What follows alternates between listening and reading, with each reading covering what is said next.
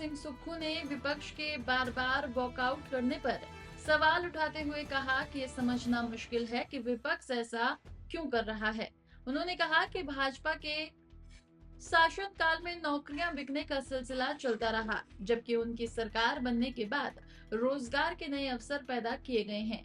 सुक्खू ने आरोप लगाया कि भाजपा युवाओं के हित में नहीं खड़ी है और उनकी नीतियां युवाओं को निराश कर रही हैं। उन्होंने विपक्ष के वॉकआउट को राजनीतिक खेल करार दिया और कहा कि उनका फोकस प्रदेश के विकास और रोजगार सृजन पर केंद्रित है।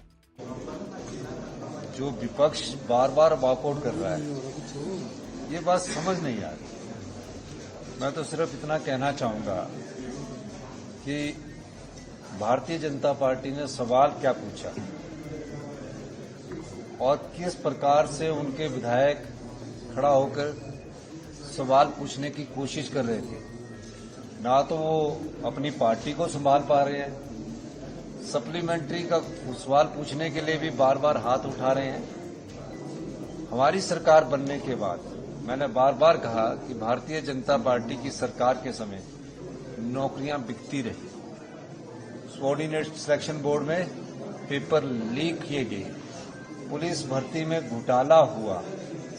हमने उस भ्रष्टाचार के चोर दरवाजे को सबऑर्डिनेट सिलेक्शन बोर्ड को भंग किया और नया बोर्ड राज्याचार्य नियोग बनाया। उससे पहले भर्तियां कैसे हुई?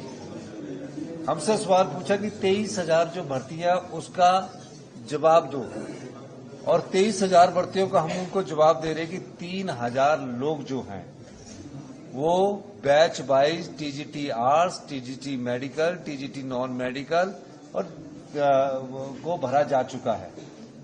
1700 के करीब जेबीटी के बैच वाइज भरे जा चुके हैं। राज्याचार्य नियोग से 31 अगस्त में 982 TGT arts, TGT medical, TGT non medical को भरने की प्रक्रिया शुरू है।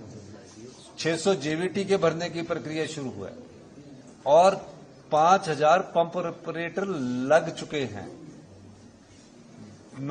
2061 वन मित्र लग चुके हैं। 1407 के या 1807 के करीब जीओआईटी लग चुके हैं। तो उनको आंकड़ा बोल रहा था और बार बार मैं कह रहा था पेन देके लिखो, लेकिन उनकी मंशा नहीं थी, वो बात सुनना नहीं चाहते थे।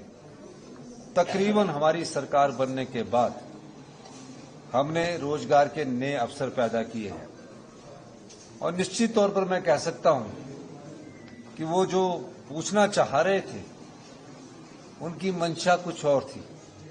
जब हमने जॉब ट्रेनिंग की बात का आंसर दिया कि जॉब ट्रेनिंग सिर्फ नाम मात्र बदलना है, कॉन्ट्रैक्ट की जगह जॉब ट्रेनिंग है। जो भी जॉब ट्रेनिंग राज्याचार्य नियोग के माध्यम से लगेगा, जिसके द्वारा नौकरी मिली जाएगी, वो 2 साल में पक्का हो जाएगा। उस बात को भी वो सुनकर तैयार नहीं थे। इसके अलावा जितने भी रोजगार के अवसर वो हमारे घोषणा पत्र पर चले जा रहे थे, क्योंकि उनको वॉकआउट करके ये दिखाना था कि हम युवाओं के सच्चे साथी है, हम युवाओं के साथ खड़े हैं। लेकिन विडंबना देखिए, ये कहीं भी युवाओं के साथ खड़े नहीं है। जो सबऑर्डिनेट सिलेक्शन बोर्ड से पेपर लीक भर्ती हुए हैं उनके जरूर साथी होंगे।